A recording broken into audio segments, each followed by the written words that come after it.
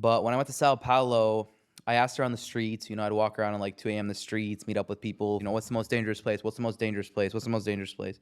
Eventually, I'd come to the consensus that Cracolandia was the most dangerous place. That starts with the word crack. You're like, good, sounds good. But we walked down to this alley, and we end up at this alley with 15 guys. I knew 2 words in Portuguese. I knew tranquilo, which is calm. Down, yeah. No, just calm. Yeah. And amigo, which is friend. Friend, yeah. He's like, what do you guys want to do here? Like, why are you here? Who are you? I'm like, amigo. Yeah. So Gus keeps talking like another minute and a half. I go, Gus, please translate for me. It's clearly not working what you're saying. It's like, all right, what do you want to say? Tell him I'm a YouTuber that goes to the most dangerous places in the world. And I show that they're not like the media says they are. I come and I have a beer with you. I want to learn your life. I want to show the world the way you live. It's different than what people have seen. And I know the media has lied about you to get clicks. So he goes, okay, show me. I'm like, really? Amigo?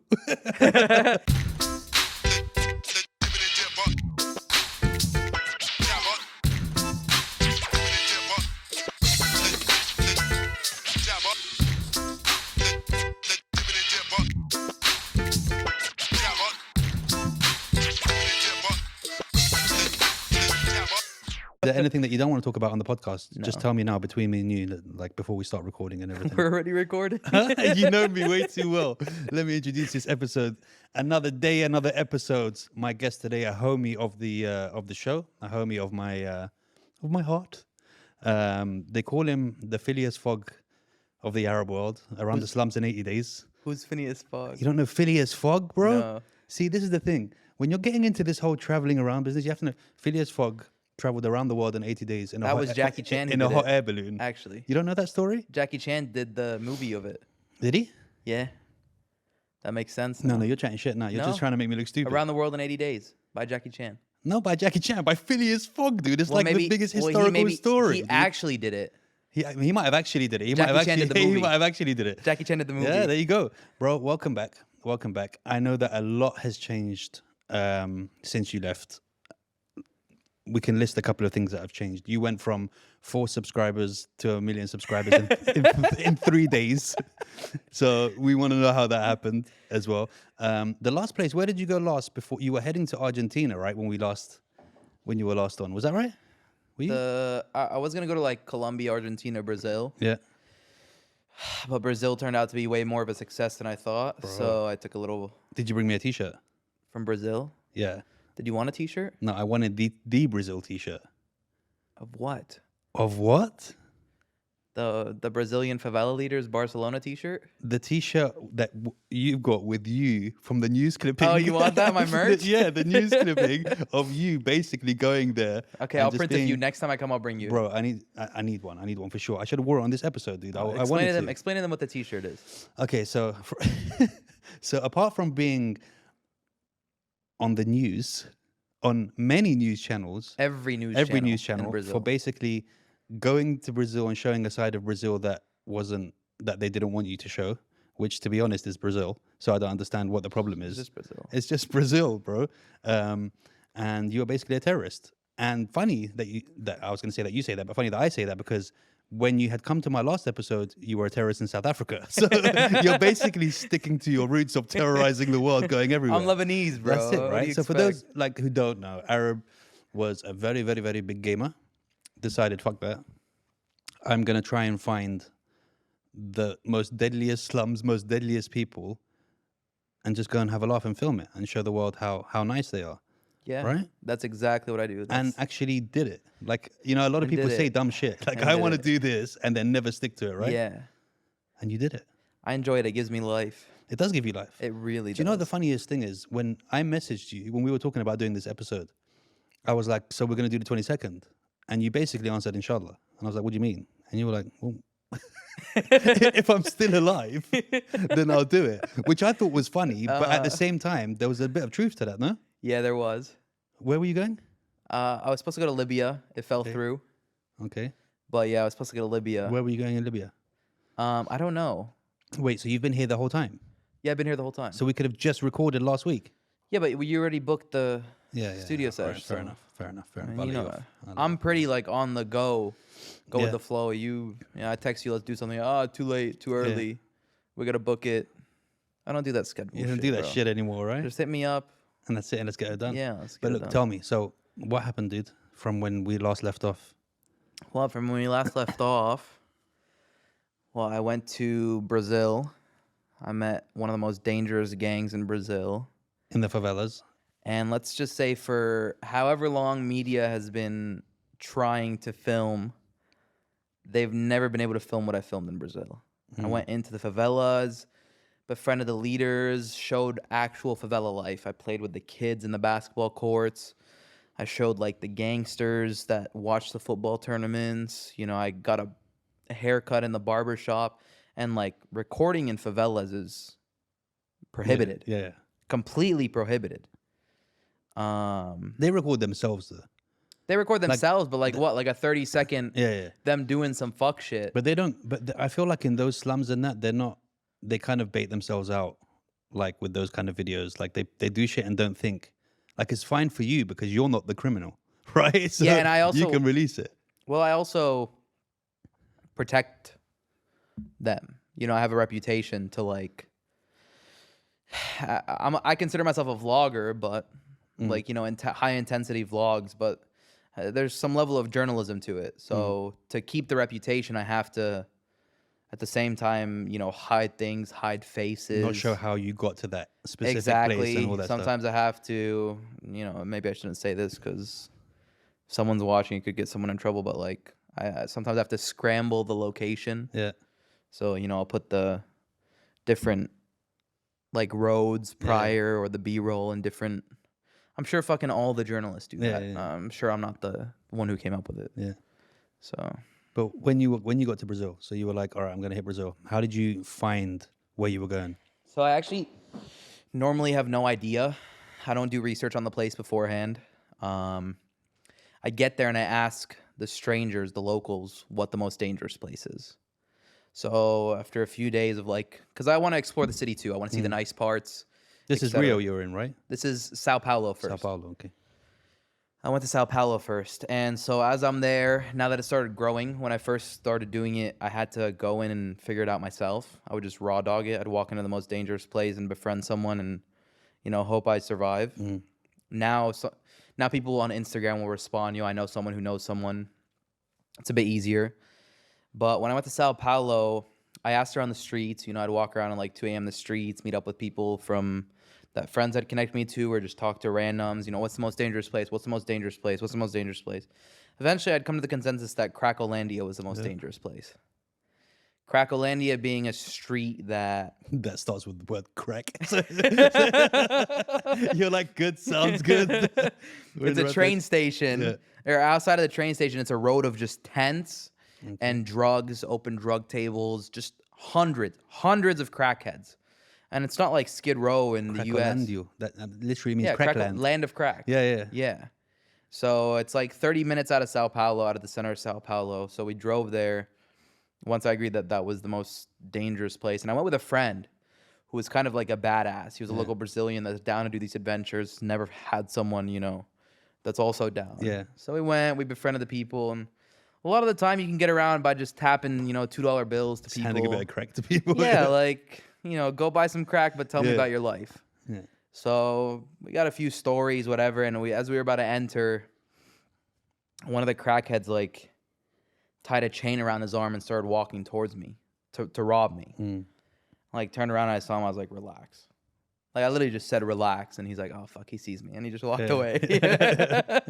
So, but for then I knew like, okay, he knows who I am. There's no way I can enter. Yeah. So I sent my friend in. He was like, yeah, I'm down. So he looked more like a crackhead. I don't really look like a crackhead. Yeah, so. You got way too much meat on your body to be a crackhead, bro. And with the Air Forces on everywhere. Right. Yeah.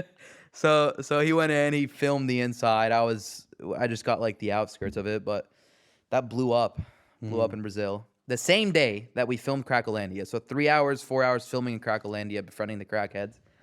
We went to the most dangerous favela in Sao Paulo. Nice. Okay.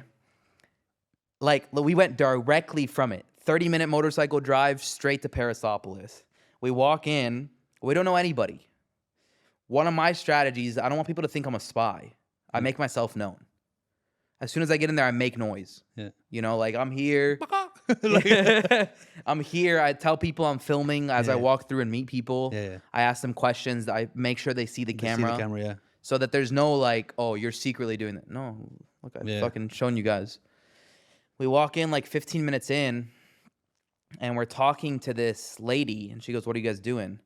And my friend, he's also an MMA fighter. I never mentioned that. The guy who's out with me filming, who's the badass, one of the only people that's been willing to go to these dangerous places, is an MMA fighter. So he's got that fight instinct.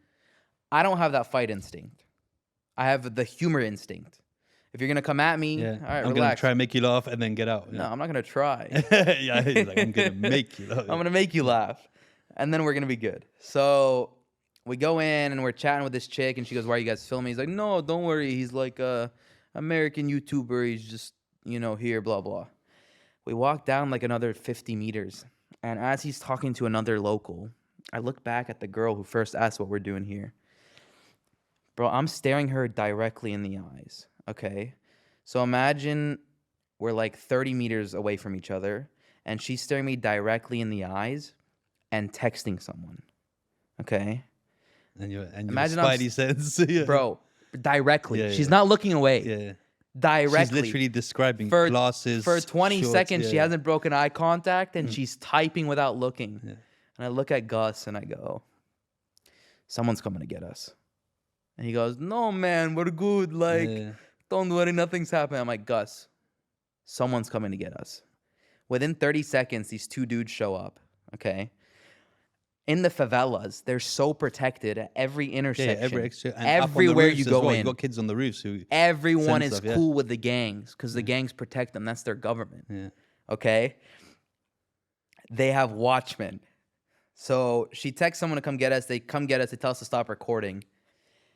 If I knew earlier, I would have kept recording, but I was still fresh. You know, I hadn't done this dangerous of a mission. And I love the way you call it mission. Yeah. So I was a bit afraid, right? Like, I'm like, fuck it, I'll turn the camera off. Yeah. I wish I kept recording, but we go like 3 minutes. We go 3 minutes in, and as we're going in, like, we're walking through alleys, whatever, blah, blah. I'm trying to tell Gus, like, yo, translate for me. And he's ignoring me.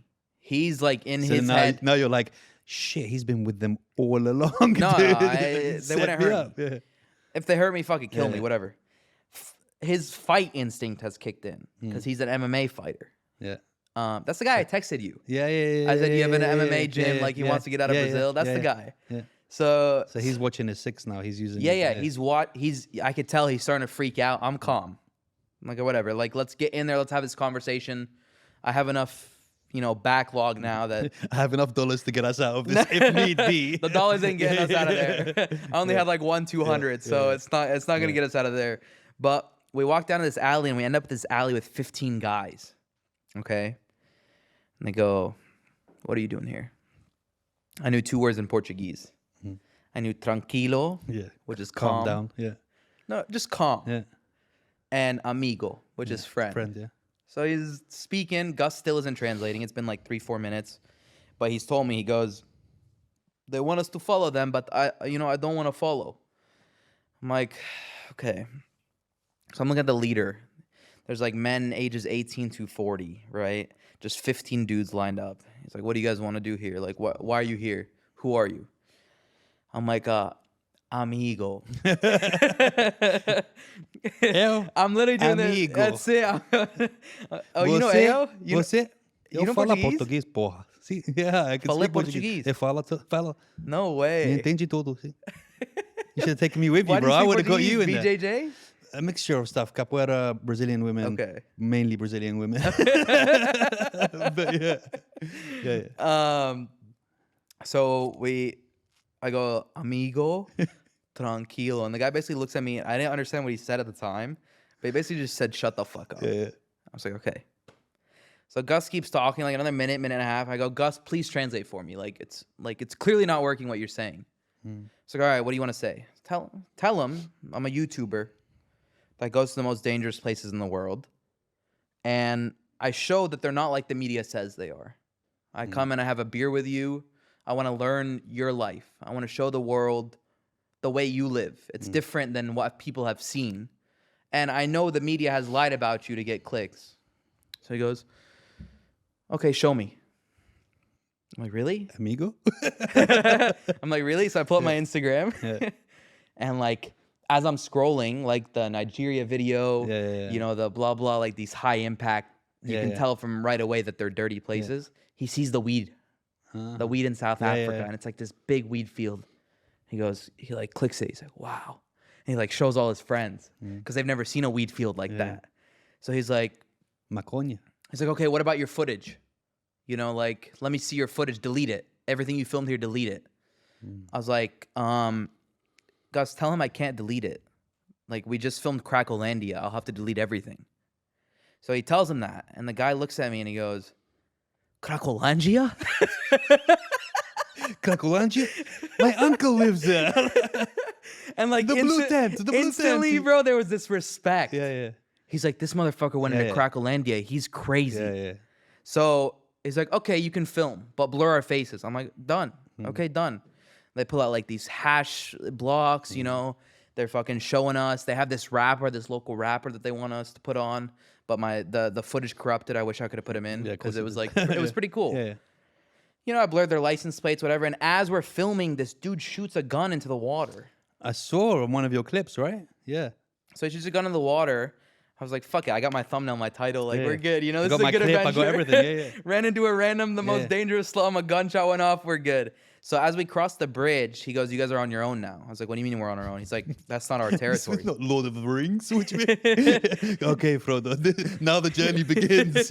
Take this one block of hash. That's not our territory. Yeah. This is our territory. After the bridge, you have to ask the other. All this shit again with them now. Yeah, exactly. Yeah. So we walk in, you know, we're walking through, and eventually we come across these like 5 dudes. And then you come in again, amigo.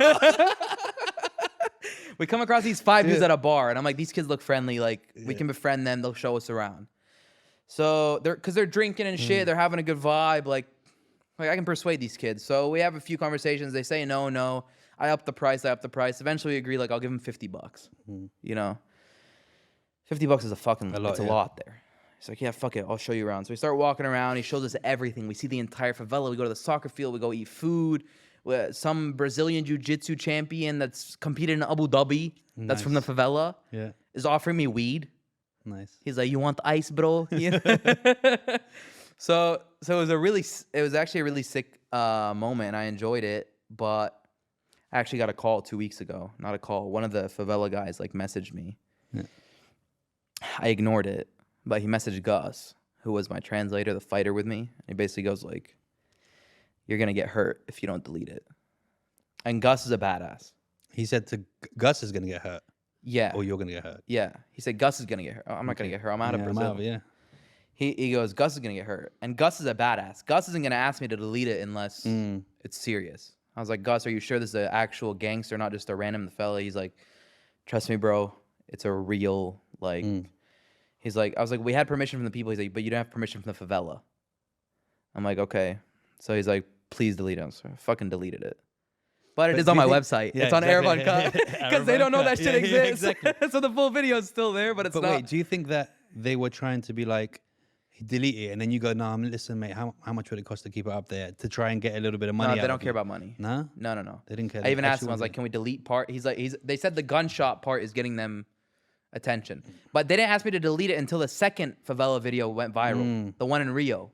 But because the Rio one went so viral, more than theirs, they saw the second one and it started adding some pressure to them. So, granted, I didn't show anything. I blurred everyone, but because like stuff in the favela that's never been documented before, etc., it gives police information. Yeah, exactly. But that's what I was going to say, police, because that favela is their maze, right? It's their little rat cage where they know like the back of their hands. A maze. And when they're getting chased, they know where to go. We're so deep that if something happened, we're fucked. Yeah. And you're actually literally giving a roadmap to the feds, basically. Yeah, true. Well, I mean, it's cut, so it's not direct, but yeah. But it's cut, but I'm sure they can tell by the background that, okay, this is this place. So these 15 guys are here. So when you went on the news, was that from the Rio? I was going all Portuguese. Was that from Rio or was that from Rio de Rio de Janeiro. Janeiro or was that from Sao Paulo? You're real good at Yeah. Portuguese, Yeah. bro. It's a nice language. Yeah. Yeah. Also in jiu-jitsu, you have to know how to, if you tap and they don't tap, you tap in Portuguese and then it's a different way to tap. I only That's know how- a few words in Portuguese. You need to learn. I'm learning. I'm not- Maconha, you need to learn. I'm learning. Maconha means weed. No, I have, but don't translate this. Okay. But the viewers can listen. Eu gosto quando você está em cima de mim. Present it. Don't translate. Okay. Yeah, so that was the Rio video or the Sao Paulo video? That's it. That was a Sao Paulo video. On the newsy. The Rio video on the news. On the newsy. I don't know if I can go back to Brazil. No, you can. Shave your head. Do some jiu-jitsu. but I don't Yeah, know if for two reasons. I don't know if the police actually care. Like maybe they'll No, question they me. will. They'll make an example of you if you what, have the though? cheek of going back. If Because what? the way That will jail me for filming it. No, because the way they put you up on the news, they made it out like this dickhead took the piss out of us. Yeah. So when you come back, they'll be like, "Oh, mi amigo, calma, For anyone watching, like I genuinely embarrassed every news station in Brazil. Yeah, For 50 plus years, they've been trying to film what I filmed, and with 7 days, I did it. yeah. So, yeah, I don't know if that's the issue, is that the Brazilian police care, or that No, but somebody in the favela gang, because the favela gang that let me No, yeah, film, yeah, by the for way, sure. they got pissed after. no, for sure. Even though they let me film, we Yeah. agreed to it all. I sent them the draft. Hmm. Hey, confirm this is all good. Everything's blurred. Everything's okay. Okay, they confirmed it. I sent them the draft, but it went so viral that I don't think they truly No, realized. yeah, I agree with you. But what I'm saying is, when you say it's not the police, the one thing that you have to remember in these countries is that these people are so corrupt that even if the police isn't after you, but the police know that the media is after you, I can get in for you if you give me a little bit of Exactly. whatever. Exactly. So they will take you to That's them. the worry. That's the the thing. worry. That's where it goes. That's the worry. Okay, so then the news clippings came out. Because I remember I when you first saw it on your Insta, and you were like, "If anyone's got this TV channel, please record it for me." Yeah. Because you. But were it like, started happening over like the Yeah, course yeah. of 10 days. Every news station picked it up. but you were out of Brazil by then. I was out of Brazil. The Okay. videos come out 4 to 6 weeks after I'm gone. Every news station picked it up. Politicians have their own YouTube channels, start picking it up. Every big streamer, 20,000 viewers on Twitch, 50,000 viewers on Twitch. There's reaction videos to that video with millions of views. Wow. Reaction videos that I made $0 off of just Portuguese reacting to it. Sick. So, but the 98% of people on the comments are supportive. Yeah, because You they showed- would be. Because yeah, you You showed us showed something that that you people can't in the see. favelas live the favela life. Like, they're not all gangsters just because you're from a favela. You know, and these favela gangsters protect us. What was the clip when the guy was showing you? He had basically had a Tommy gun clip in one of his Dude, you know what I didn't realize? Because I didn't know what a fucking switch was at the time? the safety. The Glock that the leader has, because he carries 2 pistols. He carries one regular one, and then he carries One one with extended mag. with a drum magazine. That's the Tommy gun thing I was telling you. Yeah, yeah. It has a switch, which makes his Glock fully automatic. And I didn't know until it went viral on TikTok, and all the comments were, bro, you're holding a fully automatic pistol right now. He let me hold it fully loaded. Mate, that's just so. The leader, weird, bro. yeah. The leader's in front of me. You could have just shot them all, bro. Isn't that crazy? Fully automatic, just sprayed. But we were deep in a maze. It would have been like a full mission. Oh yeah, you're not Impossible getting out, movie. but it would have been a great thumbnail we for could've- my maybe we video. could've killed him and then made it out. it would have been great for my video if you just did it, sent it to me, and then I would have bloody gone up. Okay, so that was Brazil. Then after But that, listen, you bounced. I will say the leader was super friendly. The second in charge was super friendly. And I genuinely wish that I could still be homies with them. But I think they're pissed because it went so viral. Have you spoken to them since? I've spoken to like the translator that was the mediator between us. And then And, you know, I haven't. I helped with whatever they requested so that nothing would happen because. But nothing's happening I gotta with your keep my boys. reputation Yeah. first of all. Yeah. I'm not trying to get anyone in trouble. I'm just trying to show a different way of life. But I had a blast with them, bro. Like off camera, I wagered them in pool on their rules. They won. But they also, when you gotta be careful. Pool is such a nice game, but at the same time, dude, do you know how many people get lost from pool, bro? Like if you killed? take their money, bro. Yeah, yeah. Oh, you're If talking you about take- like you've seen the clip of the Yeah, 7 dudes bro- getting shot, bro. From the pool? You know how many people? Not just that. Like you can't. Like we can do that. Being us, right? Being in Dubai or being whatever, you could literally fuck someone over, win 10 games, and take their money and laugh and thingy. But you can't So- do that abroad, dude. So no, I can, because when I do it abroad, if I do win, which most of the time I'm not gonna win because it's their rules, it's their table, they know the angle, they know the Because they the know table's how bent, right? fucked the table is. They Yeah, know they know how fucked it they is. know and how then, like, fucked the table it goes is, like that. etc. Yeah, yeah. So I knew I'm not playing against him. It's an icebreaker. Playing pool is an icebreaker. Yeah. And letting them feel like they won, Yeah. and they won $5 or $10, which is a lot in these places. Because I went in betting the leader $20. He said, no, it's too much. You're the fucking leader of the favela. Fix your mic a little bit this way. You sell, Just you know, slapped it out of the way. Yeah, you go. sell $300K worth of drugs every Yeah, week, yeah. and you don't want to bet 20. Oh, hey, fuck it, let's bet 10. I knew I'd most likely lose.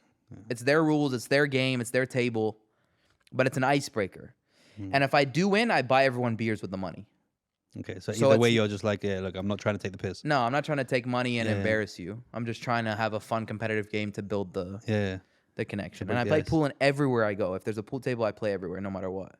Yeah, it goes back to the same thing that we were talking about on the previous episode. If you're going to get robbed in one country, you're getting robbed in every country. If you're okay, then you'll be okay wherever you go, right? Robbed? Yeah. Yeah, I mean, I technically do get robbed in most of the country. People say robbed in the comments, but it's not robbed. It's just A little bit of that's it's different. protection No, along no, that's the way. different. I'm talking about like, you know, I told you the story last time about the guy falling asleep on with an iced out watch and necklace, falling asleep on one of those microbus things that are taking you back. Yeah, yeah. Like those kind of dickhead people that aren't aware of their surroundings. Like you don't do that, bro. Yeah, Like yeah. the first thing I do is if I'm going to a place like a favela, I'm going in slippers, you know, shorts and Yeah, no t-shirt these or, are- or a these- wife beater. Yeah. These right here are my slum Yeah, pants. yeah. Do you know what I mean? So it's like those people. It's like the people that come with the cameras, right? There's big cameras around the neck. It's like, Yeah. what are you expecting to happen exactly? Do you know? Yeah, I get it. I get what you're saying. Okay, then from Brazil, you went to? From Brazil, I went to Morocco. Well, I had a lot of videos in Brazil, so I went and took a break, edited them at home. Okay. But these are really important, huge videos. You didn't do Argentina, did you? No, I didn't, bro. I only did Brazil and South America. I was gonna do Argentina and Colombia. Argentina, you have to do still, bro. Yeah, no, I know, bro. I want to take Argentina? like a 3-month road trip through Live, South go America. down in the sewers, bro, and go with the kids. I will, Yeah, I will. that's gonna be crazy. It's just that Brazil was way bigger than I thought, Mm. and with most places, by the way, I get way further than I expect. Mm. And maybe it's because I don't expect anything. I don't know. And then you end up getting way too much footage to edit, right? Way too much footage. Yeah. and now that it started getting like, look, I'm not trying to be Vice News. I'm genuinely not. I'm trying to do a different style. I love Vice. I watched Vice throughout my streaming career. As you know, I've watched every fucking video of theirs. I love what they do.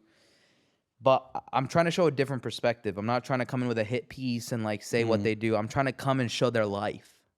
Like how they genuinely live on a day-to-day basis. You know, let's go drink beers at the bar. Let's see your house. Let's drink coffee with your mom. I might riz your mom, but Yeah, right. but yeah, I'm trying to do it a bit different. And there's these modes that click when I'm doing it. There's either like filming mode me, which is fearless, or there's like, all right, I haven't filmed in 3 weeks. Like I'm enjoying life, you know, these nice rooftops, whatever. But when I switch to filming mode, it's like 3 weeks of back to back to back, just risking my life in the most dangerous places and not giving a fuck.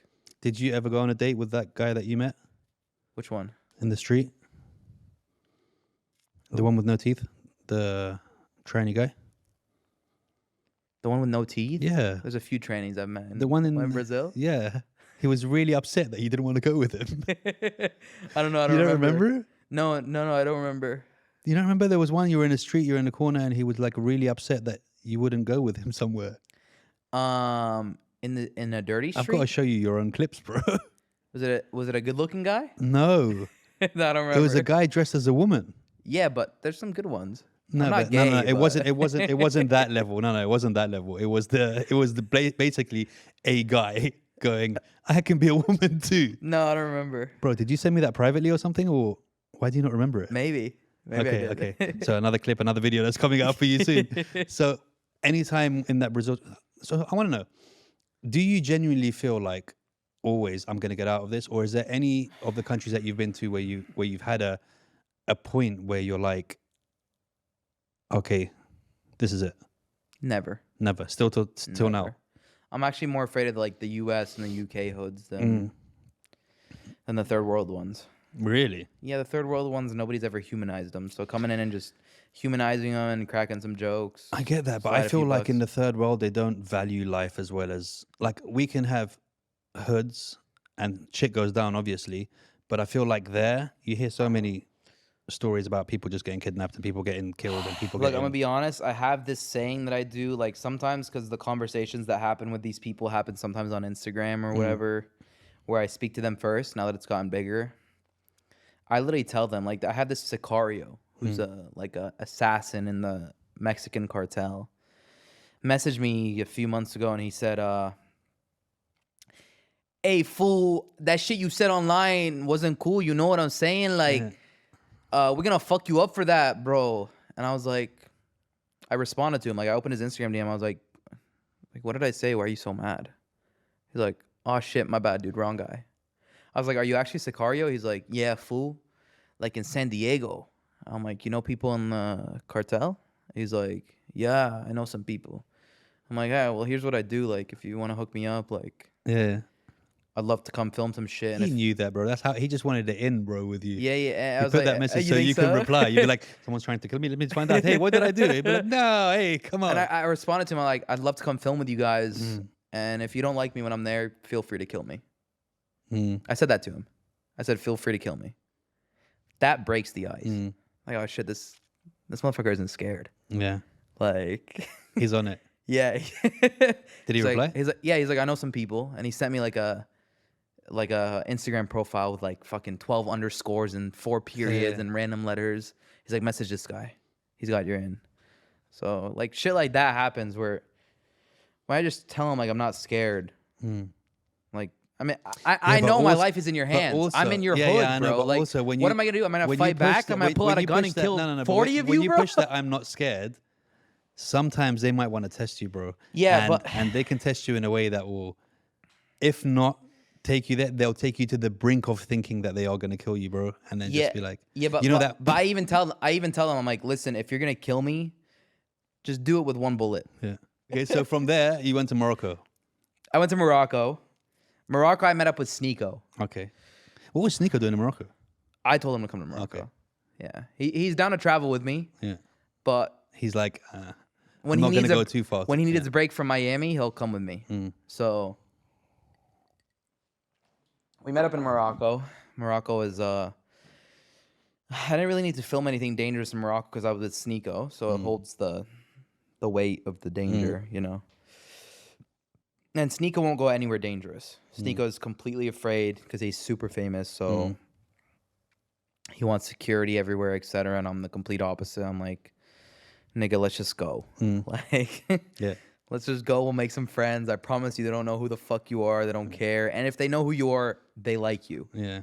People in the hood like SNEEKO. We're safe. So we didn't go anywhere dangerous in Morocco until this like YouTuber messaged me. And he's like, yo, I want to show you like the hoods in Morocco. I got some cousins in there.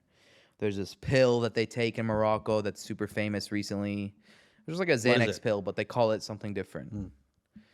So we ended up going to the hoods of Morocco. You know, we went deep into like the countryside and like machetes and like, you know, 4 wolves, carnivorous dogs and shit. Like these guys sword fight for fun.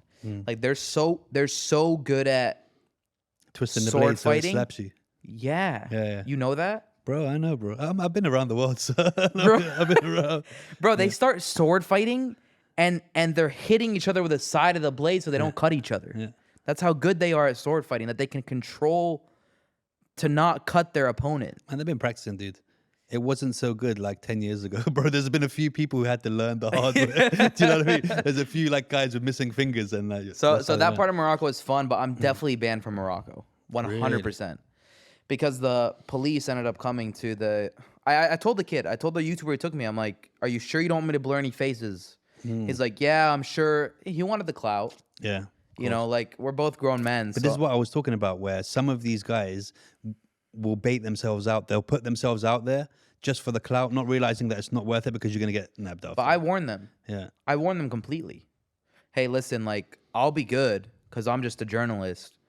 You know, I'm only coming to your country for X amount of times. I might get banned, but you know this is going to go super viral. Like, yeah, no, we're cool with it. Like, whatever.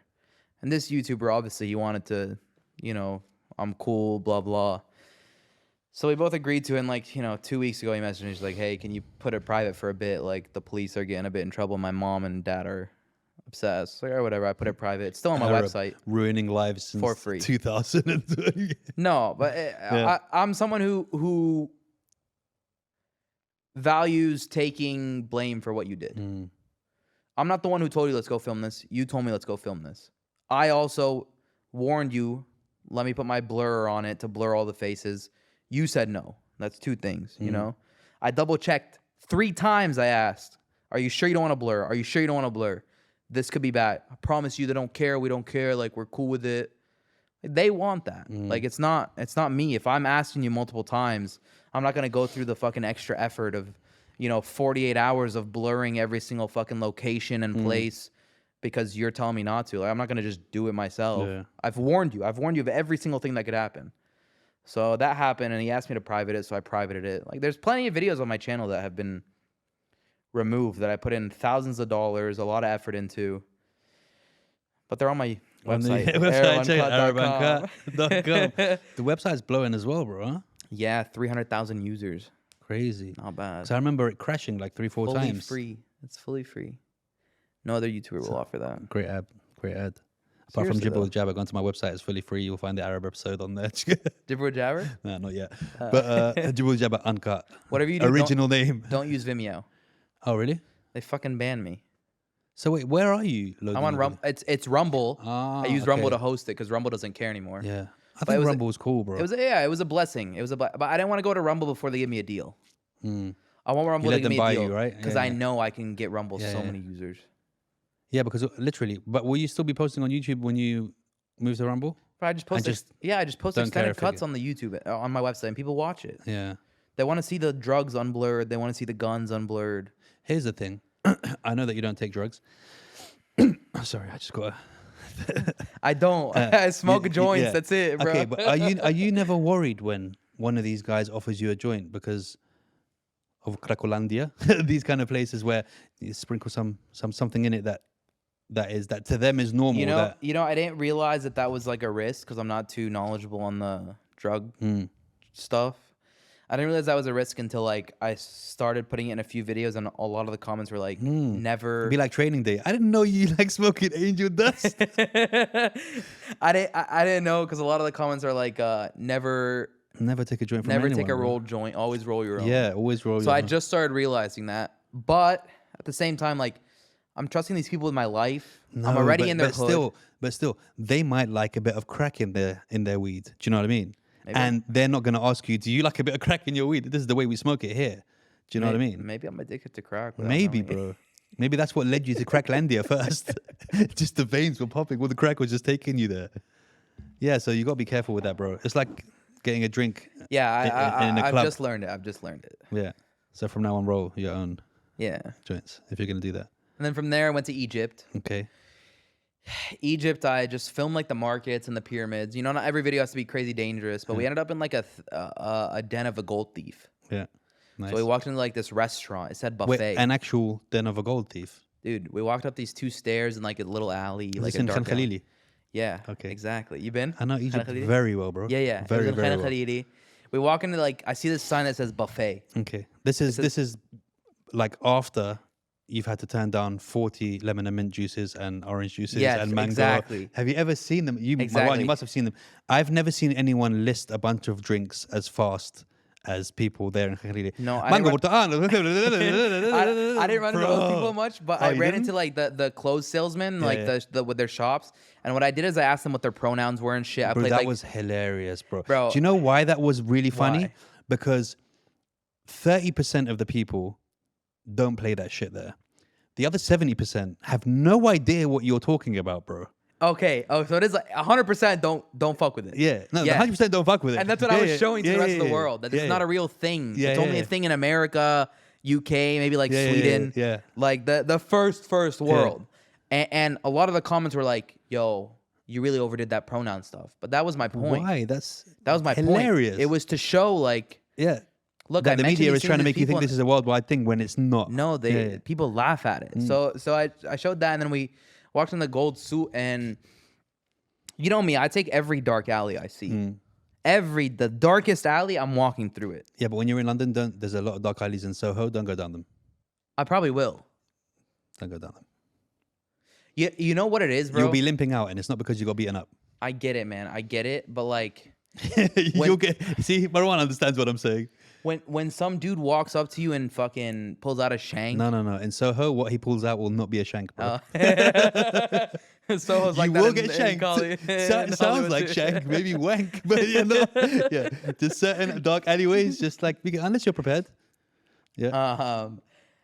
What catches most people off guard is like, they come to do something dangerous to you, and you're like, yo, like, how about I just give you like $100 and you show me your hood instead of robbing me? Yeah. You know? And they're like, dude, I understand that, because I always thought if I'm ever gonna get robbed in a country, and I've actually played this out in my head, where like 5 kids will come up to me and they'll want to rob me, and I'll be like, guys, what? Look, there's 2 things that can happen. I can give you my Rolex, or I can show you how to get a Rolex. here's my course. Yeah. Or I can teach you how to make money. Do you know what I mean? And I feel like it's one of those movies where like I'll take on these kids, and then 3 weeks later they'll be entrepreneurs and shit. And then, you know what I mean? But I feel like they'll be like, they won't be on it, but one kid, you know, the leader, he'll be like, wait, let's hear him out. Like kind of thing. Do you know what I mean? Exactly. I'll let you know how that goes. Because most people are gonna come up to you with a shank or whatever. And And be like, you could. sorry, take everything, you know? Yeah. Like, guys, Yeah. how about you just show me your hood? Yeah. And, you know, I'll slide you some cash if that's what we need. Like, Yeah. if you're going to already rob me, let me just slide you it for real and Sit down. show me your What ends, happened bruv. to you to bring you to this position right now? I want to know about your childhood. Yeah, bro. yeah. They're caught off guard because Yeah. they a lot of the Used time to people getting scared. it's not about the money, it's about the power. It's like, look what I can do. So if you're coming at them as like a friend, like, listen, man, I'm not really afraid of you. I'm down to just be a friend. It works. Also, pull out your dick and wave it around. That I do that a automatically. Yeah, that lot. automatically. I do that a lot. Because they get confused. They'll be like, "I'm trying to kill this guy, but he's doing a helicopter." But he's and gay, then and then they avoid no, you. they don't know why. They were like, "Why is he doing this right now?" It gets all yeah. confusing and shit. And they're just like, "Let's just leave this one and go for the next one, because this one is obviously not right in his head, right?" So practice that one. Yeah, because they don't like to abuse them mentally. Yeah, you're right. So They have what we're rules talking in the about? streets. Where were we? Wait, Egypt. Egypt. That's it. You went into Yeah, the so I dark see alley. this dark alley, and at the end of it, there's like this Photoshop Pepsi and hamburger on some shitty drawing. It says buffet in Arabic, which isn't a word in Buffet. Arabic. This is buffet. Let's go through here. So we go through here. We end up in this room with like shotguns on the wall, and this dude in a tank top, and he goes like, "Get the fuck out of here." It wasn't a restaurant. It was just like a cover up. It turns out it was like a gold thief stand, and then we ended up going through this like jeweler, and I asked him like, "Yo, can we see the inside of this alley?" It was a rundown alley that looks like you'd get kidnapped. So yeah, I'll show you. It comes with us. So come, my friend. And we go down these like 3 dark alleys, and end up in a sweatshop. What, people making stuff? People making jewelry.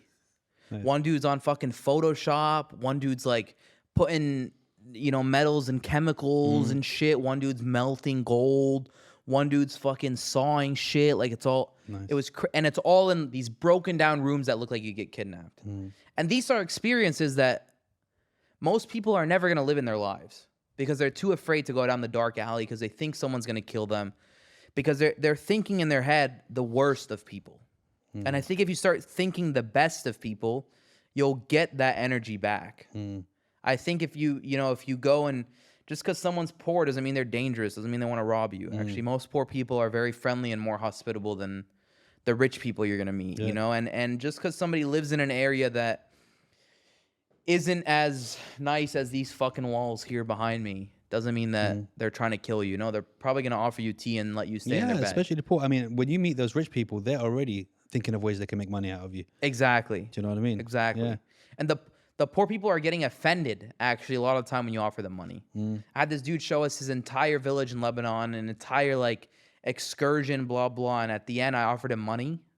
And he was like, it was almost like, fuck, I shouldn't even pull out the money. Yeah. You know? I felt bad. Like, I wasted your whole day. You killed an entire goat for us. He killed an entire goat for us. He sacrificed the goat. Fucking cut it up. We ate fresh meat. And I wanted to pay for the goat. And he felt offended that I even asked. You know, that's what these people do. You're used to that from your Africa trip when you were buying goats for people, bro. That's Yeah, what it cows, is. Cows and goats. So Egypt wasn't dangerous, huh? Bro, I saw you went... Egypt was dangerous, It was dangerous. because I ended up going to the slums of Egypt. Okay. Where are the slums in Egypt? So we went to Merg. Okay. You've probably never heard of it. Out of Merg? No, I've never heard of it. Masri Inta? Merg. It's 45 minutes out of Cairo. Out of the center of Cairo. And it's we went to these dark alleys. It was an old... You live a life. You're like Pac-Man, bro. You live most of your life in tunnels and shit.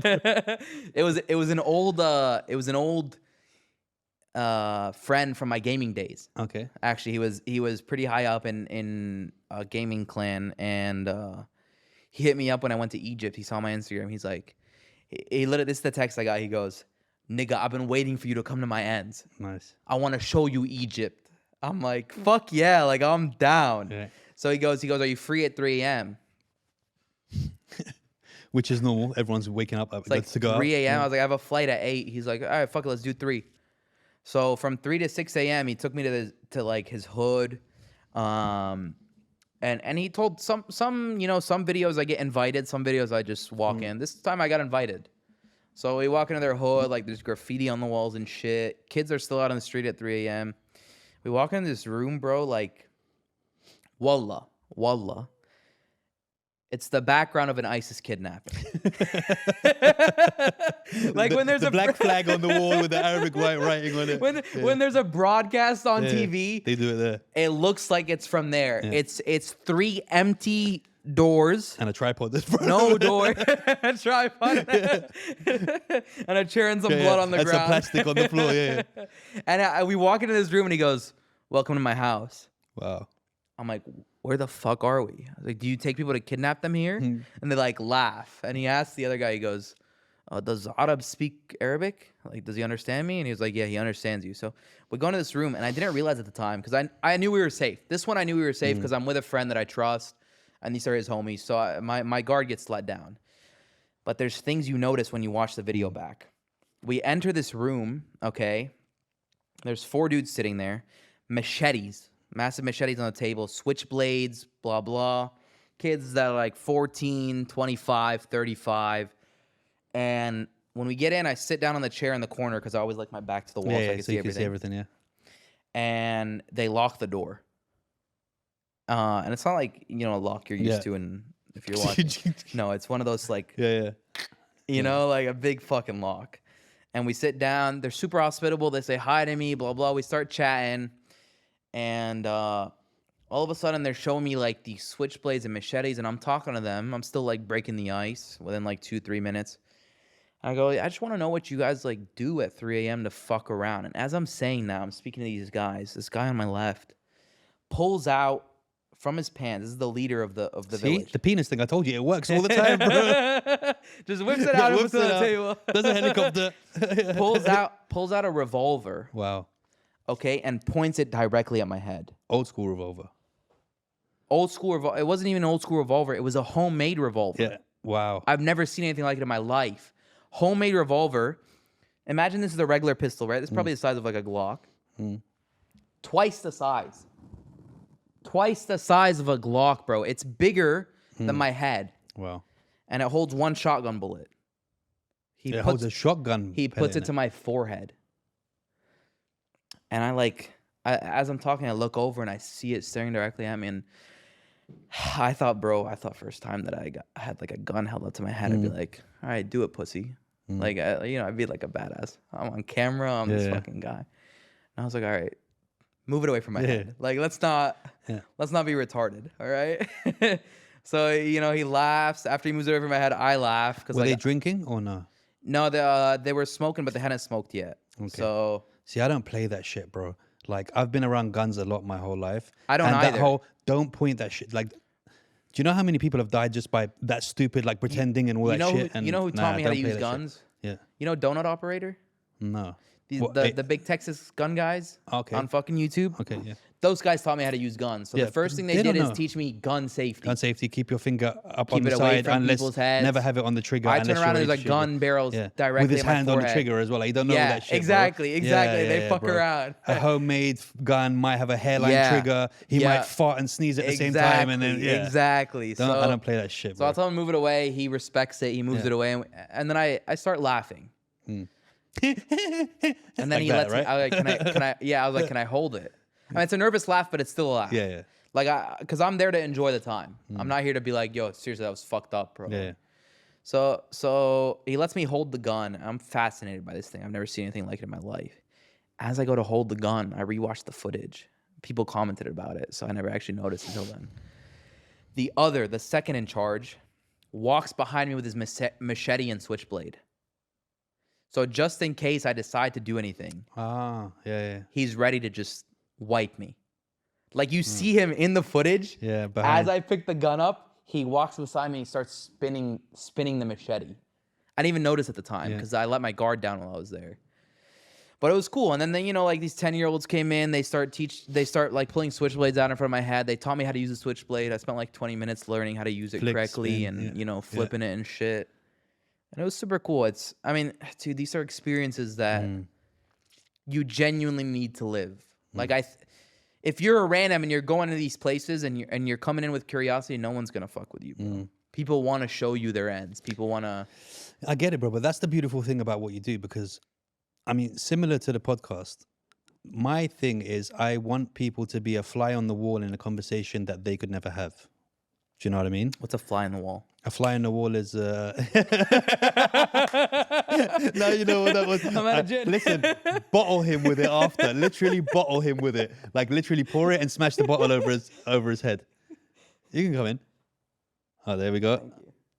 We have great water here in Dubai. He's gonna look at you like that's this like is water. That's a quarter of how much I wanted. So yeah, like a fly on the wall means imagine a fly on the wall. On the wall. That's what a fly on the wall is? It sees. Nobody can see the fly. It's there, but it's seeing everything that's happening in the room, right? Okay. So like a spy cam kind of thing. So Okay. being a fly on the wall is being around but not being noticed kind of thing. Okay. So with a lot of the guests that I get on here and stuff like that, I mean, you may be more so than other people because you will reply to DMs and have conversations with them, but they will never get to have a 2-hour conversation with you just like this. Right, Do you know what I mean? right. So the idea is that they can kind of be a fly on the wall, watch what's happening, and be in a position that they couldn't have been otherwise off their own back. So Right. with yours, you're giving them a fly on the wall experience, being in a place that they either wouldn't want to go off their own back or they couldn't go. Right. So you're presenting an experience to them that is unachievable for them, Right. you know? And that's what I think is really cool, bro, and why it works so much and why people are so like just eating it all up, because they could There's never for sure do an that. opening in the market. For sure, bro. Yeah, yeah. And you can just tell even by the way the subs went up. 300K last month. Crazy, dude. Crazy. Crazy numbers, bro. Yeah. It's hard to keep up with too, Mm. because the growth is so fast that even I never expected it. You know, you're looking at numbers that in my life I would have never expected. Mm. What was the most you went up to on your gaming channel? In gaming, 3 years of gaming, I did 240K subs. So in 1 month, I broke that last Yeah, month. that's what I'm saying, bro. You're on 8 something now, right? 850 something. 890. 890 something. I like the way he did that. He pretended that in his head that number is just like 895. Yeah. No, it's a Don't lie, bro. You it's know. a slow month. It's a Yeah, slow yeah. month. Only 70K this month. No, only, bro. That's fine. You know, Hey, man. I was hoping to hit a mil before August. You will. You'll hit a mill soon, especially the new ones are coming out, This right? next video that comes out. Next video is in It'll be Lebanon. out actually before this podcast comes out. in Lebanon. Yeah. Nice. But it's Wait, like, let me go back first. Egypt. So I saw that you ran again. I spent every summer of my life when I was growing up in Egypt. So I've done, fucking beautiful country. bro, I've done a lot of the It's shit that so you've done. sad because that video might get me banned from Egypt. No, 'cause no, how, you'll be allowed back. how strict they are on filming. Don't worry, I've got connections, bro. You'll be allowed back. Yeah? very, very good connections. Okay. Yeah. Top military grade. So the one thing that made me laugh is when you went to Al Haram and you went to ride the horses, bro. Because that I have so many experiences over it, and there's two ways you can ride the horses in My balls in the hurt pyramids, just talking bro. about it, bro. One of them is you know someone who has really good horses. Yeah. And then the other one is you go to the guys that approach you and you get on these horses that look like they're from Resident Evil, bro. Oh, And, really? and the ribs are coming out, bro. And there's patches of skin So missing, the bro. tourist It's scam very ones good, are like- very good horse. No, very good, bro. And like the knees are just like shaking because they've done like 3,000 I went back to trips. Egypt 2 weeks ago, 3 Yeah. weeks ago, and I went on the horse thing again, which I never uploaded this yet. Same horses or different? 3 horses dead On in the thing middle of while the you're road. galloping, right? In the middle of the road. You're galloping, and even in the desert, bro. Do you know how many times I've been riding in the desert, and then I've just looked, and it's just like a horse like that, And I asked the guy driving, like leading us, I go, "Why are these horses dead?" And I heard him call his homie, and he goes, what should I tell him? "No," he goes, "We have a motherfucker with a camera. Get these horses out the street." Yeah. And do you do the whole I don't speak Arabic thing there first, or do you use it sometimes? Because I use that a lot. Because I use it a lot. I use Yeah. it a lot because it helps with the footage. I get to speak English. I don't have to speak Arabic and translate. But in Egypt, they know. They press you. I played the Spanish card a bit in Egypt. I've done that so many times. they They don't know fucking- with me because you know me. I can either be Spanish, Italian, They Albanian, speak or Spanish Russian. too. Huh? Yeah, but still. This dude hits me up with No, "Tu but- hablas español?" No, but "Oh, yo there's a también." difference. I Though. was like, "Fuck." There's a difference when they know that you speak Arabic properly. They're not gonna try and rip you off as much as if they think that you're from somewhere else. I was with an Egyptian guide, Yeah, so I was able to speak English. mate. Half of the time the guys are in on it, bro. No, it was my friend. Okay, Yeah, it was a friend. okay. So that like I didn't have to speak Arabic at all. Okay. I could just listen, and then he would do the Yeah, arguing for me. dude, I love it. I love the haggling. I love the khanili, bro. The amount of times I've gone in there speaking English and they're thinking we've I'm gonna be we've honest, got bro. this guy. Egypt was one of the most beautiful places. I love it, Like bro. the people, the hospitality. Dude, they're the fucking comedians of the amazing. Arab world, bro. They're very Exactly. and the blood, bro. They have that thing where they just want to laugh, bro. They just want to laugh Yeah, and be I funny, agree. bro. I agree. And I think that's one of the beautiful things about Egypt. I genuinely want to go back and explore all of Egypt, make more videos there. But the thing is, I want to show the trash city in Egypt. Yeah. But at the same time, I also want to show the beautiful beaches of Egypt. Mm. So I don't know how they are because they're super strict there with like making their country look bad or blah blah. Yeah. Again, don't release them till you get out, bro. It's already released. The hood video's already released, Oh yeah, for sure. and it's got a makeshift gun and knives, which are super illegal in Egypt. Yeah, but stop going on like that's not happening in every country, dude. Every country you go to, you're gonna find a gun and a knife, bro.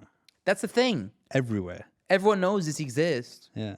but when a YouTuber puts it up and then it goes viral, it has a lot more impact than you'd think. Lebanon. I connected with some of the Bedouins in Egypt. Nice. In the desert? Yeah, they're like armies of people yeah. with like 50 pickup Yeah, trucks, yeah, and yeah. they mob Yeah. together.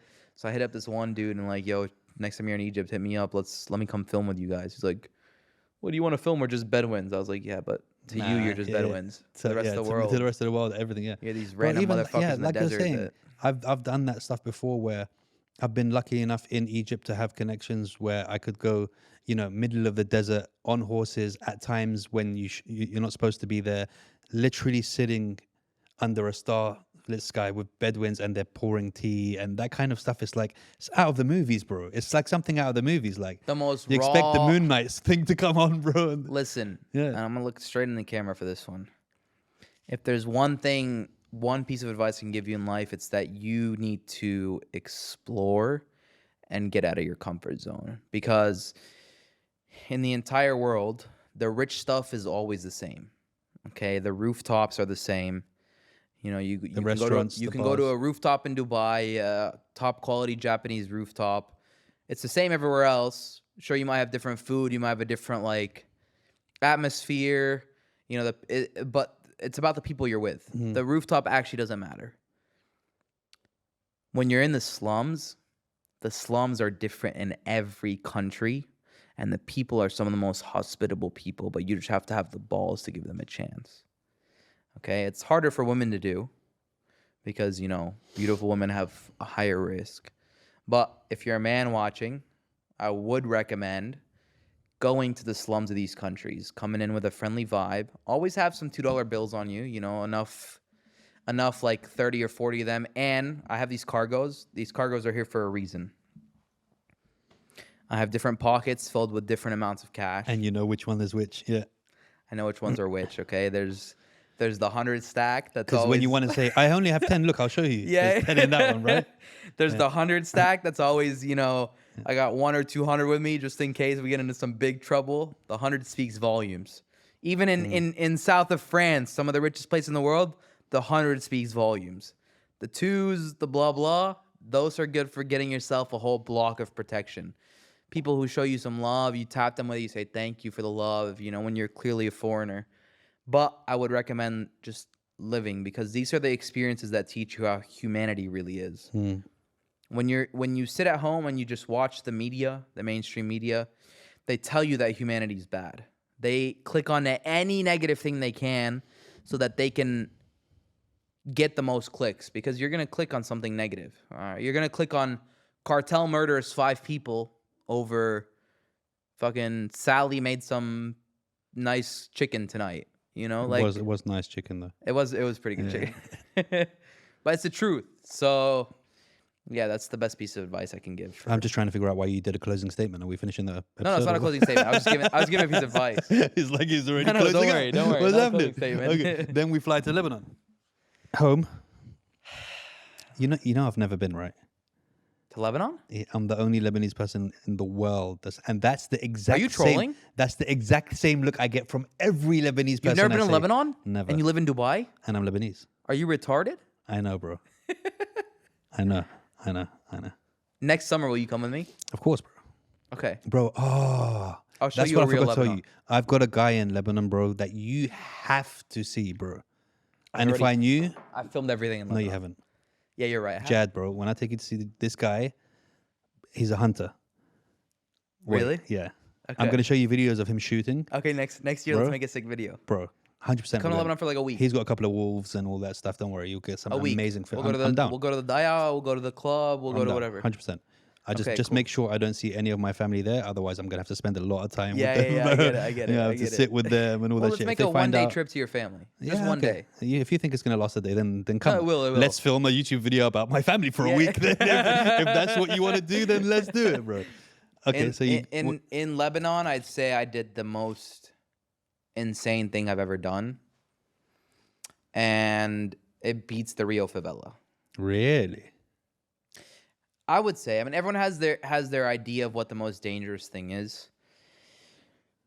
In Lebanon, I met and I think the video will be out by the time this podcast comes out, but I met the Pablo Escobar of the Middle East.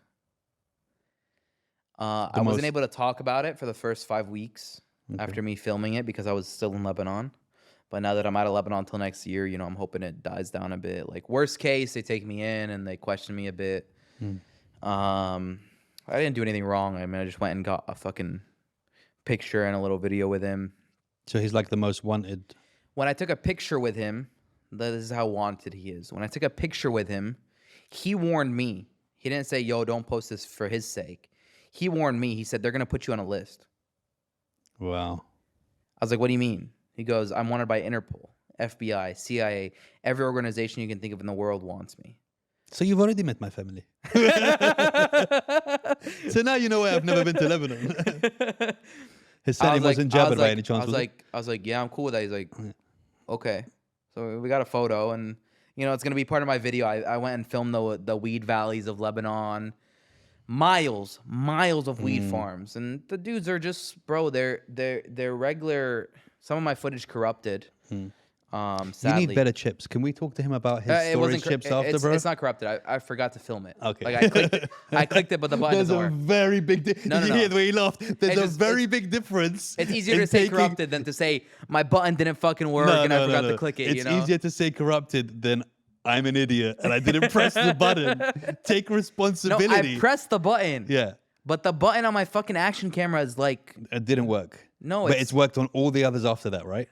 bro, like there's moments where I sat with them and like they're like, I don't know why the media speaks bad about us. Like, we're regular village people that just grew up in this life, and like, look who you're hanging out with. You know, we just go and shoot guns for fun. And bro, when shit happens over there, they blame everything on them. It's not like they actually do it. They just blame everything on them. You know, this is an easy scapegoat. Throw it on the fucking. They do something, bro. Yeah, Otherwise, they wouldn't be in a position to have stuff blamed They on do them. stuff between each other. Okay. You know, it's like if I'm fighting with a cousin and we beat the shit out of each other, that's not news for the media. That's fucking boys in the area fighting each other. Yeah, yeah. But they hype it up because the media is so bored and like they need to throw shit away from the corruption in the government. So they just any story they can latch onto in those areas. Like for sure, I'm not gonna pretend these people are saints, you know. But the idea I understood all up there is, yeah, the media just whenever they're fucking bored, they come up and they pin everything on us. Like this guy, the guy I met, his name is Nuh Zaiter. Pardon me saying your name, boss. Yeah. I want to come to Lebanon soon, so Assalamu alaikum. كيفك? I'd love to come back up for an interview with you, Yeah. you know. Do an episode when I'm... I want to. He hasn't been interviewed in 7 years. So when we go there, let's do an episode with him. The last time, can I raise this thing? Yeah. You can, yeah, there you go. The last time this guy was on camera. 1 second. Fix everything in the studio now since he changed that. His camera, his angles, his everything. Yeah. Oh, really? The angle changes? Okay. Well, obviously when you completely change your position, bro. The last time this guy was on camera was 7 years ago. Okay. One of the Lebanese... They know where he is or he's in hiding? I'm sure they know. I'm sure they know where... There's no way in 7 days I got to him. And the US... You're like, if I got to him in 7 days, what kind of intelligence do you have that you haven't found him in 7 years? Like you're telling me an entire military Yeah. you can't get to him in 7 days? Yeah. US, UK, fucking Interpol, blah, blah. Can't get to him in 7 days, but I could. How does that make sense? Yeah. Where was I? He has. I don't know. It was really exciting because you literally got up, changed the mic, everything. The last time he was interviewed was the last time he was interviewed was 7 years ago. Yeah. The news guy asked him. He said, "What's the difference between you and ISIS?" That's what he asked him. He asked the drug lord what the difference between him and ISIS was. And he was ready ISIS to will answer kill you it. in the name of Allah. I'm going to kill you for free, you bastard. He was about to answer, and his security pulled up their AKs, fucking cocked them, and held them up to the guy's head. The news station. Wow. Live on television. Wow. Because they were pissed off by that. And he stood up and he told his security, he's like, "What the fuck are you guys doing? Like, have some respect. There's a guest in our house." Yeah. And you're not making us look any better. Like, you're making us look exactly like ISIS right now. So that's where it clicked for me. Yeah, yeah. If you're a guest in their house, no one's getting hurt. These people respect the rules of the house, right? So if I'm coming up as a guest in their house, I'm good. They have couches, 2 couches there, 2 seats. They did. They had couches. They weren't 2 couches They like have this. mics, or I'm just trying to figure out which equipment to take Do I when we have go to and hold do this position for the rest of the episode. No, podcast, now or you can can sit we- back and he can go and do it. Now, yeah, I'll wait it's for fine. him. Do your Yalla. yeah. And so when I saw that, I was like, all right, first of all, 7 years since he's been seen. Let's go fuck shit up, you know? Second of all, he was nice to the people there. So we went up. I ended up having a coffee with him for like 45 minutes. Not that he knew who I was. It's not like he knew I was some fucking YouTuber. I made it pretty clear what my intentions were. Like I told him, like I'd love to have an interview with you next time, because he had made it. He voiced that BBC had come up and asked him for an interview 3 days prior, and he ignored them. But I told him, like, listen. But what did you speak to him about? What do you, when you initially meet? Do you want to sit back now? Yeah. That's okay. Yeah, I'd love to. You were both waiting for each other there. So I was waiting for him so I could back up. That's what I mean. And he was waiting for you to sit back. So when you're on the way there, you know who he is, right? I didn't know who he was 3 days before I went up. No. I'm talking about when you're driving to him. I knew who he was. And my mom knows that I'm going up. She's having a heart attack the entire time. My dad's a bit chill because he doesn't give a fuck. And he thinks He's it's like, a bit just cool. let me know you're safe. Yeah, Yeah, for yeah. sure he thinks Yeah, it's yeah. cool. And, you know, my brother's like, yeah, you're a badass. Yeah. But okay, so when you're going there, you're turning up. My uncle, who's the finance guy, is like, I hope they don't kidnap you, so we have to give ransom. Yeah, so you have to give them money and stuff. Yeah. And those subs better be doing something for you. What are you initially thinking in these situations when you're walking up towards the guy? You can see him, and like you said, he's the Escobar. So imagine now Dude, going the to meet Escobar, the Middle East. That's this what I'm guy saying. brought cocaine to Africa, to the So Middle East. essentially, it's like if Escobar was around now, it would be like you going and filming with Escobar. Yeah, like What those are people you you see with- thinking walking the steps you're taking towards him once he hits your view? What are you thinking then? I have the most insane YouTube video that's ever been filmed. Yeah? Yeah, You're already thinking about the views. for sure. Yeah. Like, I'm not gonna lie. Like, I'm And a then YouTuber. This is he work. says obviously hi. Oh, You say when Amigo. no, Again. when he comes up, the most important thing is firm handshake. Yeah. Firm handshake. Look him in the eyes.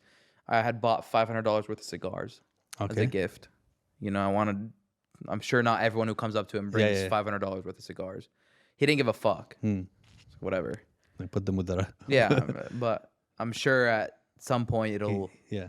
In my head, I wanted to come up, swim in his pool with him, smoke Yeah, a yeah, cigar, have a conversation, make a real video on like, this is who I am, you know? But I'm hoping, you know, the video has an impact where he sees that. Like, he sees that I haven't spoken about him as I'm here to demonize you like everyone else who's come up here has. I'm here to understand you.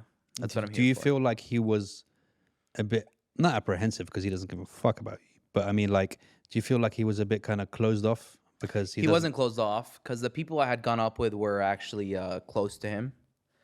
So he was very open with them. He was actually having conversations. It's not like I was the main topic. Like, I was just there sitting. I was just like a friend, you know, of them.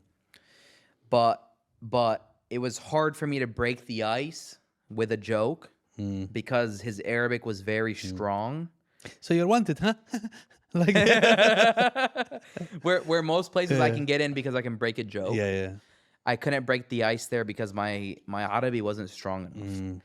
And I've been working on my Arabic. I've been spending a lot more time in the Arab world, you know, blah, blah. I could understand everything he said, but I couldn't hit a joke. You couldn't get that quickness back with Exactly. I couldn't hit a joke that worked You're going well back enough. in the car and you were like, damn it, that's what I should have said at that time, right? No, I didn't even think about that. I just knew that I wasn't equipped enough for it. Yeah. So, but I got the photo. I got like a 10-second video.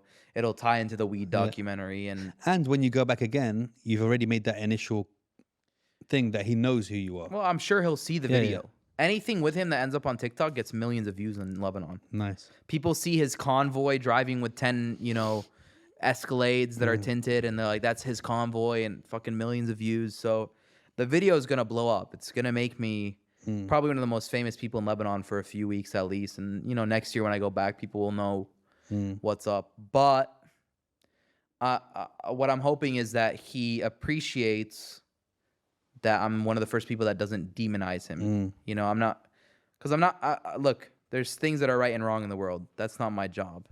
I'm here to film and experience an adventure that I enjoy and be able to tell stories about these people and film them and show the rest of the world. That's what I'm here for. Yeah. Yeah. Down a little bit. There you go. That was very ASMR style. We can start whispering. It was a bit sexy, right? He was like, just bring that mic down. On your lips. Just bring it on your lips. Yeah, right. Like this. So, okay. So I get, and then what else?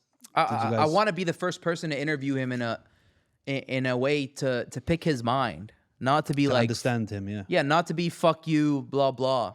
Not to be like you did this and you did this and yeah. You know, Not even bring it up, like kind of I thing. want to understand why he's done what he's done, what he thinks, what his goals are. What's his perspective as well? Because there's always two sides of the story, He right? never gets to tell that. Yeah. He gets asked leading questions that put him in a box. But everyone has different circumstances. For him, maybe he started because of money. Maybe he, you know, now he realizes damage he's brought through cocaine. Maybe he knows somebody else that would have brought cocaine to Lebanon, Anyway, so he decided, fuck it, I'm going to make the money. You know what I mean? Maybe he saw that the government would have done it anyway to make money off it. So he's like, them making more money. And I'm sure there's things that he won't mention, like the fact that he's probably working with them. There's people that, you know, are in his pocket or whatever it is. It's Lebanon, you know, it's fucking corrupt. Yeah. So Is Lebanon inherently dangerous? no. No. If you go to Lebanon as a tourist, you're only going to see beautiful fucking beaches, rooftops that are beautiful, some of the most beautiful women in the world, but you're not going to get kidnapped. No foreigners getting kidnapped in Lebanon. The only news articles you hear about kidnappings Are people coming in with, you know, millions of dollars of pills that are already dealing drugs, and the government blows it up, or the media blows it up because they need some clicks? Do you think you hit Mexico? I'm gonna hit Mexico soon. Mexico is where kidnappings happen for real and for sure. Did you see that recent one? No. 5 kids got... Wait, American kids? No, Mexican kids. No, I didn't see. They got baited in by a job offering 4 days ago. Wow. And then the job offering was actually to get them to join the cartel. It was a fake job offering. And when they refused, they had one kid turn on all of them. Like, they said, like, one of you has to join and kill the rest. And one kid killed the rest, beat the shit out of them. Really? One kid beat 4 kids and then slit their throats. It's all on video. Really? Yeah. See, this is the thing. Again, Mexico's no joke, bro. Do you ever watch that stuff? I don't go looking for it. I don't either, but when it pops up, I'm curious. I have to, yeah, I watched the video. It's crazy. Wow. And they filmed it. Bro, you see him beating the shit out of one of his best friends and then slits his throat. Wow. Watch people die. You never heard that website? No. There was a website when I was growing up called rotten.com. Yeah. That one was raw. Yeah. You've seen the dude getting lit on fire by ISIS and shit, like the pilot back in the day? No. Have you seen the self-immolating monk?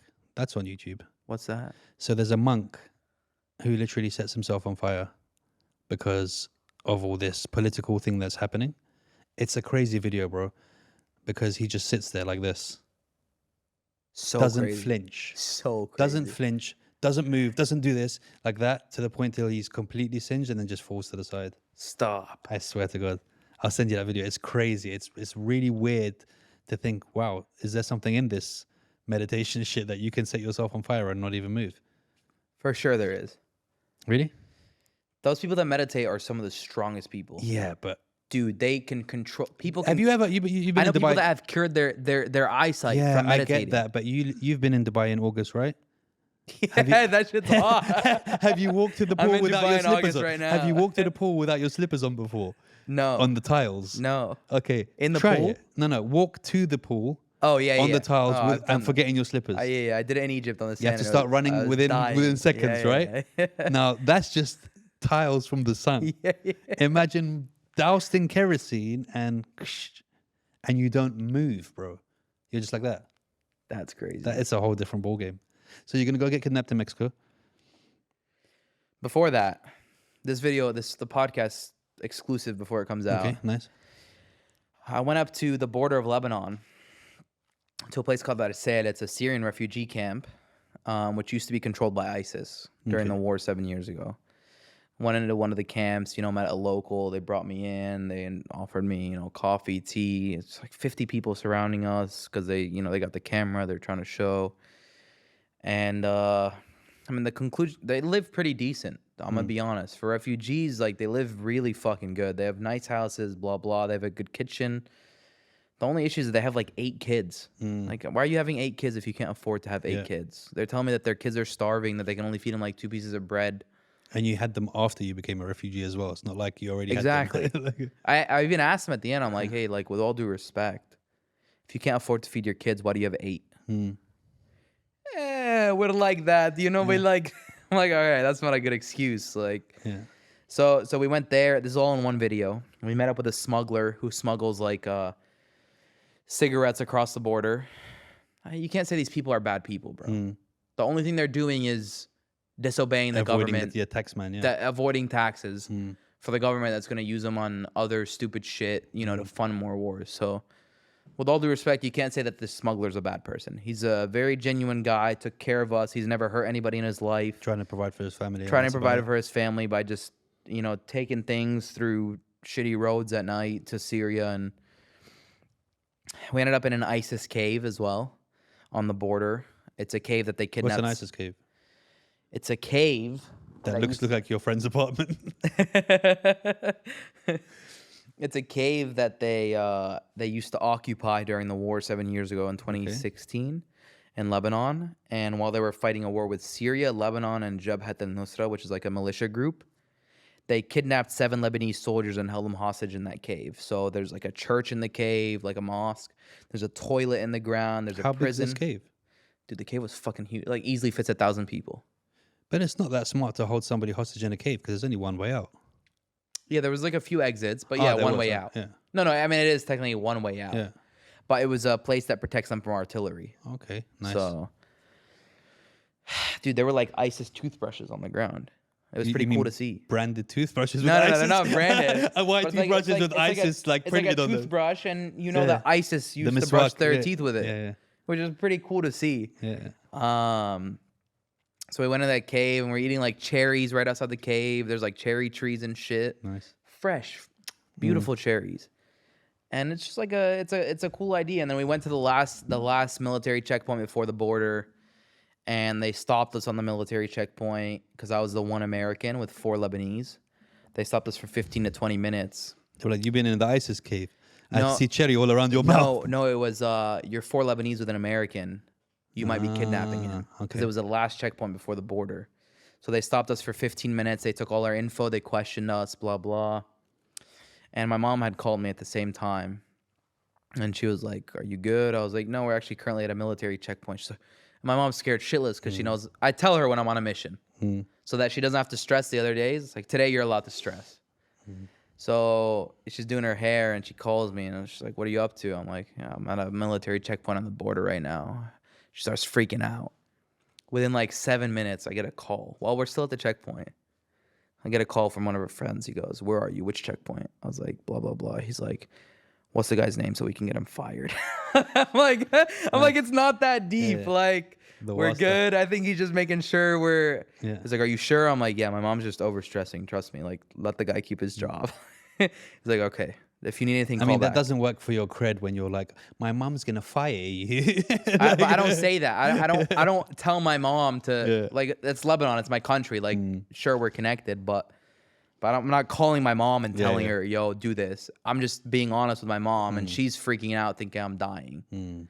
So we end up going past that checkpoint, and it was the day after Eid. So they sacrificed the goat for us. It's the first time I've seen somebody that just slit the goat's throat. They let the blood come out, so it was halal. Nice change for you. Instead of people, it's a goat. Yeah, What you're watching. exactly. It was a goat, Yeah. and it was actually really cool. They stuck the goat. They let it hang from a And it cave. drips, all the blood They drips. let it drip. Yeah. They cut the meat out. The butcher cut everything into like skewers, and we grilled. Within 30 minutes, the goat had gone from being alive to on the grill. Wow. And while it was grilling, we shot some automatic AKs, and we fucking ate some meat and called it a day. And that was like the video. And that's something foreign to people that aren't from the Middle East or from Lebanon, I guess. So That's nuts, bro. and that's the last of my videos. But I haven't London filmed next? anything since then. I was gonna go to London. But The flights from London back to US are like cancer, bro. They're 24 hours long. You have to take like 3 stops. I know, but is you going to let that ruin? No, I didn't let video? it ruin. I'm Or gonna come maybe back to when London you're closer from London, and then right? spend 3-4 weeks in London and actually do Manchester, Liverpool. Yeah, do that and then London. come back to Dubai from then, and then from Yeah, there go to- exactly, Yeah. exactly. So I'm not gonna let it ruin London. It's more that now that I got all the connects in London, people hit me up from like the hoods of London everywhere, set it up, and then go. How from do you differentiate from people who are actually from the hoods and people who just want clout and might get you there and you go there and it's just some guys with their friends pretending to be hood? Do you know what I mean? Yeah, I know what you mean. It's happened before. You can tell by the way they speak a lot of the time. If they know what they're talking about, the way they look. At the same time, if it's a bad experience, oftentimes it's still better than the standard travel vlog they're used to seeing of, oh, look at me, I'm in London, I'm drinking. Do you cross-check? Like, speak to someone and say, hey, listen, you're from London. He told me this is a rough area. Is it? do. Or is he? I do, yeah. But like, come to the hood in Kensington and we'll I show sent- you around. I sent a message today to a few people. I was like, what is London Fields? Yeah, London Fields. Sorry. That's a good spot? Yeah. It's like the O Block, right? Yeah, good spot. Yeah, so I got a plug in London Fields. Yeah, I got a few plugs for you in London. What about oh, I should hit you up when I go to Yeah. London, shouldn't I? I'm an idiot. Yeah. What about I only spent- Killy? I only spent 40 years there. Like, Killy? Killy? The Killy cartel? No, I don't know about Yeah, that. it was a dude hyping up a place called like not Kilton. I don't fucking know. Kingston. Not Kingston, no. Definitely not Kensington because that's where the queen lives, so you don't want to go there. No, not there. Okay. That's crazy, dude. But yeah, I don't think London will be next. I think London will be in like October. I think I'll go back to the U.S. for a bit. Maybe do Where haven't Atlanta. you done? Atlanta, which is scary as shit. I think America, you need to do Skid Row for sure. I'm gonna do Skid Row. For sure, you have to do Skid Row. Yeah, I'll do Skid Row. Where is there that you've missed that you haven't thought of? Just trying to think of places in the world. I mean, he'll hook you up. He's from Afghanistan. He'll definitely tell you. There's so much. There's Afghanistan. You got Yemen. Yeah, man. Anywhere in Asia? Philippines. There's Philippines. I want to go to Thailand for sure. I want to go to Thailand and I want to understand the lady boy stuff. How closely do you want to understand it? They start at age 8. That's crazy, dude. They start taking pills and shit at age 8. Yeah, that's way That's too why young. you can't tell the difference by the time they're fucking 18, That's way too 20. young. So I want to try to get deep and Thailand. like understand maybe the Vietnam. That would be a good one. Yeah, Vietnam will be cool. Vietnam. Vietnam will be hard because they don't understand a fucking word I say. Why? Maybe the Yakuza in Dude, Japan. Yeah. I'd love Japan, China because that's as well. a super organized crime. That's like the mafia, the Italian mafia. But I'd love to get with the Yakuza of Japan, and I know I've seen this video of a photographer who got to spend time with them. Really? Even if it's just photos, I'd love to just go and do photos and tell the story.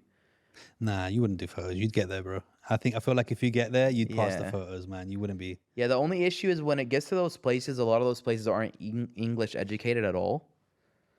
No, dude. You get a translator. No, but they're very strict about their. Yeah, it's harder with a translator. It's harder. It's easier when it's just me and I can Yeah, speak trying to to them. figure it out. Yeah. You know, like listen. But I man. think that might be a fun one. You just trying to figure it out. Yeah. Using sign Yeah, language yeah. and all that stuff. I feel like there's somewhere we're missing. Hawaii apparently has some crazy slums there. The thing is, man, these places don't hurt you if you're not in their way. So a lot of the time, if you just ask and they tell you no, whatever. Do you feel like as you get older and meet someone, start a family, it's going to be a lot more difficult to do it? That's why I'm trying to get it done right now. Right? 4 more years, get through all the super dangerous ones, and then. Because this is the thing, you're like, go to Lebanon, come with me and do it. Like, and part of me is like, still thinks I'm a kid and is going, yeah, for sure I'll do it. And I'm the not other going to be part, scared. you have And I kids and a wouldn't be wife. scared. But then I'd never forgive myself if I got killed filming a get it. YouTube video and my kids grew up without a father just because. That'd be such a he was- shame if do you you know up what I mean? there in hell is looking down at you. down Right? here. But right, do you know what I mean? So it's like, I guess you kind of 100%. You 100%. double think everything. You'd be like, 100%. do I really want to go in there? The only people right now that feel a direct impact, like the highest impact, are my mom and my dad. My mom mainly. It's like, you chose to have me, you know, like. You raised me this way. I'm sorry, like Yeah, I yeah. can't. With all due respect, I can't live by your safety measures because Yeah, because I'll get nowhere. you're afraid of me going to the mall. Yeah. Because there was a bomb that happened 3 hours away in Lebanon. So Mm-hmm. it's like, sorry, mom, you know, you raised me, but this is part of being a mother. Yeah. And if I die, yeah, I know there will be a lot of pain, but But dude, I don't blame her. I was talking about this to a friend of mine the other day. The amount of shit I used to do, and thinking back at the stuff I used to do, and what I used to get away with, and the way I traveled around the world for 2 years with just a backpack and no shoes, staying in hostels and going to 21 different countries in a row, and like you, just going into wherever the wind took me, I would go. When I think about my kids now, I'm like, you don't have to travel. Like, you don't have to do that. Don't jump off that, mate. Don't jump. Yeah, Like, yeah. I used to ride vert ramps on fucking rollerblades and shit, bro. I used to, like, Yeah. compete in Yeah. that. Like, I look at it now and think, I would never go down that ever. yeah, It's weird. It changes. Everything changes. So I understand your mum's thing. That's why I want to get it done now. Get it done now. I know when I have a kid, I wouldn't be able to, because I'd be thinking like, you know, I have a child, I have a wife, I have a family to take care of. So Damn. 3-4 years, get through all the super dangerous shit, and then I definitely want to hit every country. Maybe by the time I'm 35, but I can pick the safer countries later on. Yeah, and just get them done. Yeah, just Do get it through better. like Colombia now, most of South America, Yemen, Libya, Afghanistan. Yeah. I have a YouTuber friend that went to Afghanistan. He's with the Taliban. He got caught. No way. He's been with them for 6 months. Wow. We don't know if he's actually alive or not. Bro, make a call. Get him out, okay? He's like, thumbs up. He's going to get him. We don't know if he's actually alive or not, but someone tweeted from his account like a month ago Wow. with some photos of him. Or That's the crazy. photos they sent me privately. Wow. They said don't post these because the Taliban will find out that he took these. Wow. But he looks like he's having a good time. He's chilling with them. He's laughing. He's got fucking, machine guns behind him. Like, Are you sure he's not in your friend's house in Egypt just chilling out? Huh? You sure he's not in your friend's apartment in Egypt just chilling out taking pictures? Bro, is there anything that you feel like we missed out or we didn't touch on?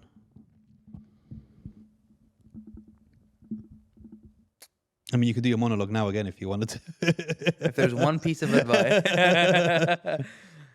No, I don't think there is. I think as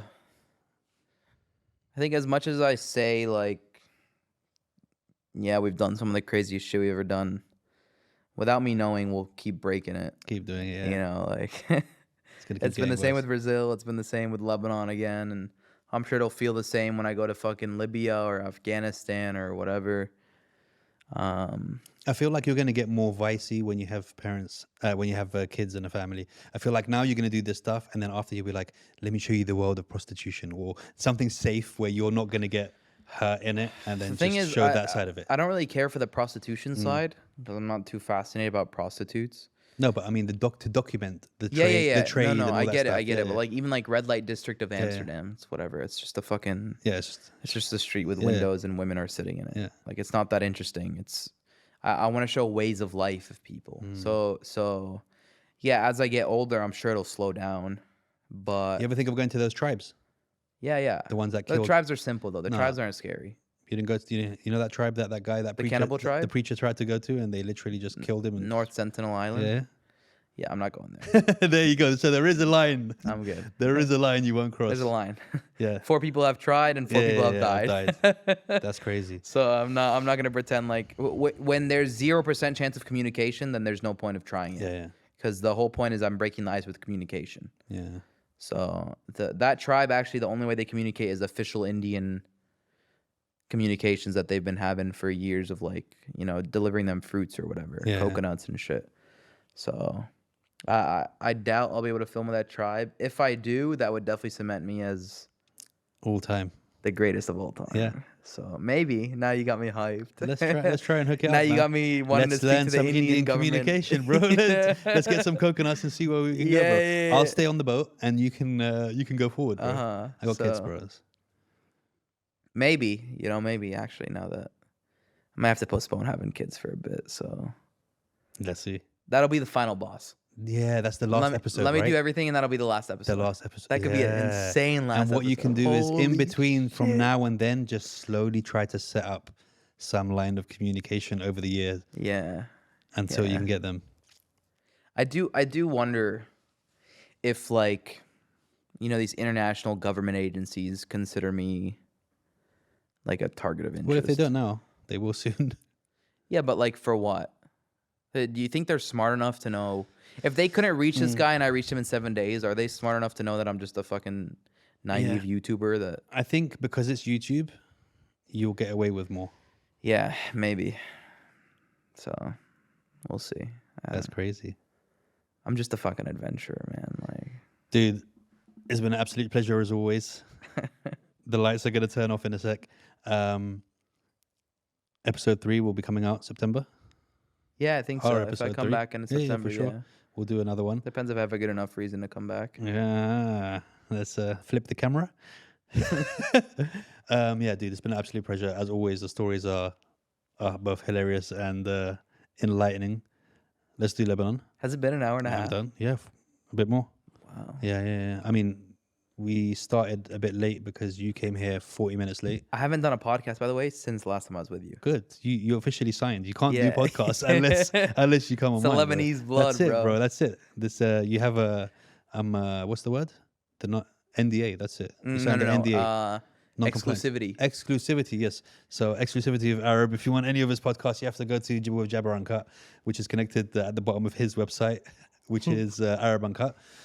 True to the name or no? True to the name, Arab Uncut? Yeah. No. Okay. No. Just wanted to be sure. I get a lot of comments about that. Right? They say my website looks like a porn site. Yeah, well, it is. Why? Huh? Why do they say it looks like a porn site? It's just red and black. Why does that have to be? It's red and black and called uncircumcised, like the outside, bro. No, dude, like I said, you're more than welcome anytime. You know, this house is your house. Yeah, man. I feel like next time come on time so we can have Thanks a for longer watching. episode. Look, don't blame me.